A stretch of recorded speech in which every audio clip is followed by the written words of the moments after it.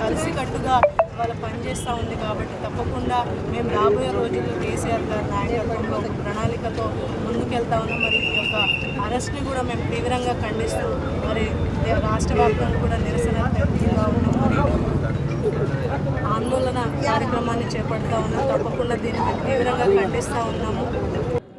నిన్న ఈడీ పేరుతో గత కొన్ని సంవత్సరాలుగా నానబెట్టి బీజేపీ ప్రభుత్వం ఇవాళ అరెస్ట్ చేస్తాం, రేపు అరెస్ట్ చేస్తాం, నిందితురాలు కాదు అని ఒకసారి లిక్కర్ స్కామ్లో ఉన్నారని కొంతమంది వాళ్ళే క్రియేట్ చేస్తూ సెంట్రల్ ప్రభుత్వం బీజేపీ ప్రభుత్వం అప్రజాస్వామ్యంగా నిన్న ఒక ఎమ్మెల్సీ అని చూడకుండా, ఒక మహిళా సోదరిమణి అని చూడకుండా కేంద్ర ప్రభుత్వం వాళ్ళు చాలా దుర్మార్గమైన చర్య తీసుకోవడం, అరెస్టు చేయడం చాలా దుర్మార్గం.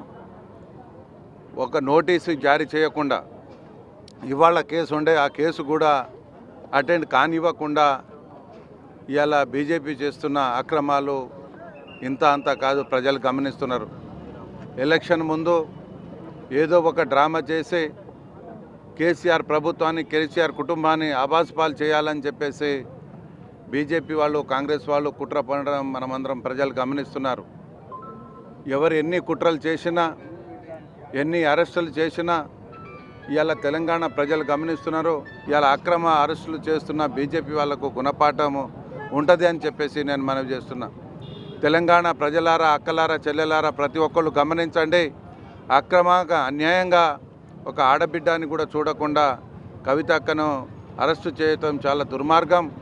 బీజేపీ చేస్తున్న ఈ కుట్ర కుతంత్రాలు ప్రజలు గమనించాలని చెప్పేసి నేను మనవి చేస్తున్నా.